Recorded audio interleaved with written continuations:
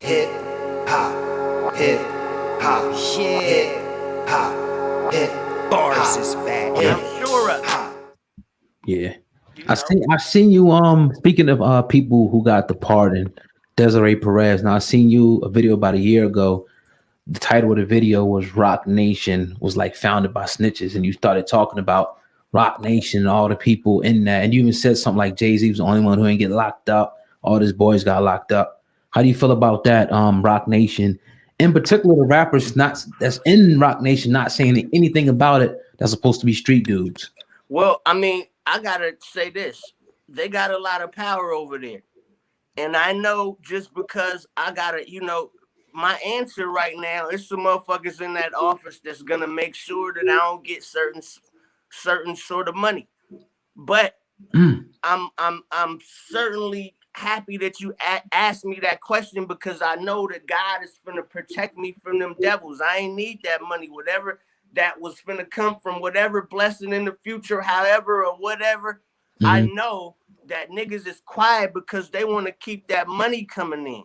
You know what I'm saying? And it's motherfuckers that want to do business that have no business with them boys over there, but want to do business so bad that they would never answer and say what I just said. Nick, it's a money thing. You feel me? And it's a monopoly thing. Niggas is calling this nigga Hove. First of all, Mm. nigga You're get to a certain level to where he could do something for people or take something away. Niggas start calling him God. Damn. You feel? I mean, and this is nothing against Jay-Z. To keep it a buck with you, I fuck with Jay-Z business practices. I Yep. fuck with his music. Yep. Love the way he put words together. How I'm a front on Jay-Z. But as a black man who's not getting spoon-fed by Rockefeller and know that I can make my own money opposed to, you know, living in that realm of, the whole marketing strategy of living, spitting raps or giving the image of living just above your means or a lifestyle that's slightly out of reach. That's what you niggas is chasing, a marketing plan of the whole Rockefeller lifestyle of creating something that's slightly out of reach. You feel me? That it's like a vodka commercial, and everybody bought into it. You niggas got on hats with the paper plane on it, and you haven't got a checkup out of there yet. mm. Let me So, go I ahead. mean, let me just finish this. As far as the police go, you feel me? If the public is this influential as far as the police go, I know for sure it's people in the FBI that fuck with Rock Nation. I know it's people in the DEA and the NYPD and Atlanta PD. That nigga got power. You feel me? And money. Yeah. No. So let me ask you this, because we agree 100% on Jay-Z as a businessman, Jay-Z as a rapper, got nothing but love and nothing but respect for him, one of the greatest to ever do it. Criminal justice reform is very interesting, though, because it seems like it's a very good thing. We got him and Yo Gotti going out to Alabama and talking to the people about the conditions out there in them prisons. And we see Meek Mill and Michael Rubin doing their thing, Philadelphia and various places, the tri-state area. Right. Can we look at that and see it as something positive for Black people, or do we got to look at it with a side eye because of everything we're talking about right now? Can we put that all in the same circle? Or is that like, nah, one thing is separate and the other thing is what it is? Nah, man. I mean, I'm gonna be real with you, bro. I'm not no fucking rat. I come from a different time and place, and I know he comes from that place too. Yeah. So when you come from that place and you start blurring the lines, niggas like me start looking at you side eye. That's where that come from. It's not about all that other shit. It's either this or that. But I understand it because I'm making that transition right now myself. Now I hope for all the young niggas, please rewind what I just said. It is a level to where you're you looking at niggas side eye because you don't get it. But then you understand, like this nigga can't please the streets forever. He gotta keep growing.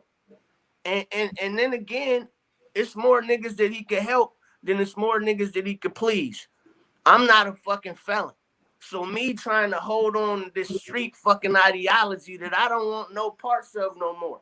I'm a millionaire now. I don't want to go back to where I didn't have access to where I have right now. I dreamed about having access. So just the access of information is allowing me to know that when I'm in his position, I'm going to be helping motherfuckers too. And it's going to be a whole lot of motherfuckers like me 6 months ago, 8 months ago, that has to make that transition, whether the transition was yesterday, but it's going to be a point in the time and a period to where you're going to get it. And being a nigga that's constantly poking at motherfuckers that's doing more than you, I'm not going to be a part of that crowd no more. Like, you know what I mean? That nigga's doing way more than I'm doing. Right. And anything more than I can say right now. So, you know what I mean? It's like I got to stand down. No doubt, no doubt. Tupac, I wanted to ask you, I seen you in a video. You said, or the title of the video was at least that pretty much that Tupac knew that his time was short. Could you expound on that when he was here? Well, just his tone. You feel me? This nigga's tone was always on some,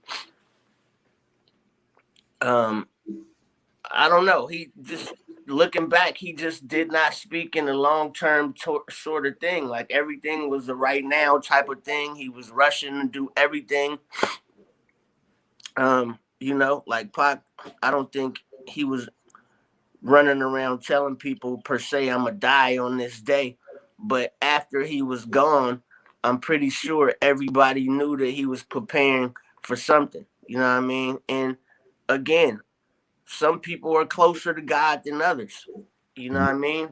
I don't know what was going on in the nigga head, but I know that after he was gone, that was the first thing that came to my mind and stood out to me is, you know, just the way that he was trying to set shit up and going in and doing 2 albums in 2 weeks, and you know what I mean, just things of that nature that normal people just don't do.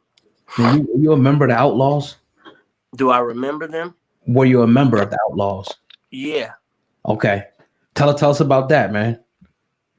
I mean, in terms of what? Like when I met them or Yeah, what? how you met them, how you got with them, and when y'all decided to come up with the name and all that.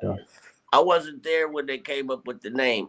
Okay. I wasn't there. The first time that I met the Outlaws, they was just forming the Outlaws coming from Dramacidal. Okay. And they was in the airport. We was on our way to go do some shows with Pac. We had the same manager, nightlife management, which was Suge Knight's and Sharita Knight's management company at the time. They was married at the time.